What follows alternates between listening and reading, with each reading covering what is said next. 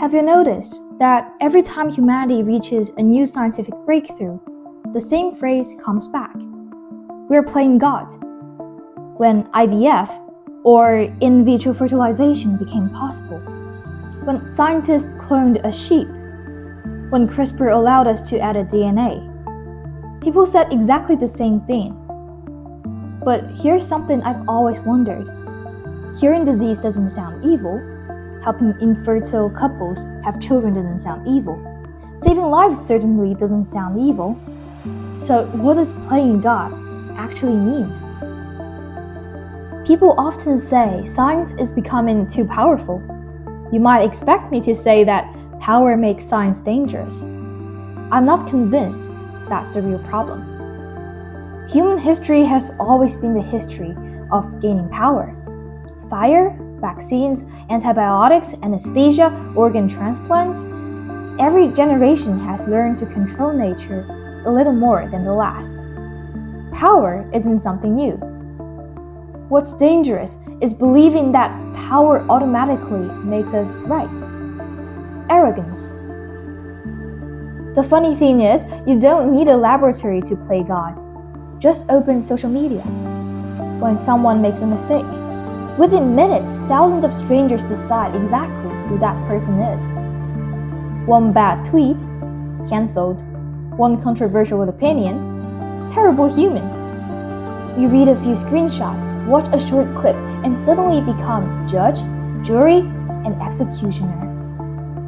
We're convinced we've seen enough, that we know the whole story, that our judgment is unquestionably right. Maybe playing God begins long before biotechnology. Maybe it begins whenever we confuse confidence with arrogance. Then science caught up. In 2018, a Chinese scientist announced that 2 baby girls had been born after their DNA had been edited before birth. The goal was to make them resistant to HIV. The news shocked the world. It crossed a line that many scientists believed we weren't ready to cross. The question wasn't simply, can we edit genes? We already could. The harder question was, who gets to decide when changing a human life is acceptable? Where is the line between treating disease and designing people? Is this a breakthrough to be celebrated, like so many other scientific discoveries? Or is it just another expression of our contempt toward nature? Take animal testing. Some people believe it's always wrong. Others argue that countless medicines exist because of it, and that without animal testing, millions of human lives would have been lost instead. But who matters more? Us humans? We see ourselves as superior, with our so-called advanced cognitive abilities.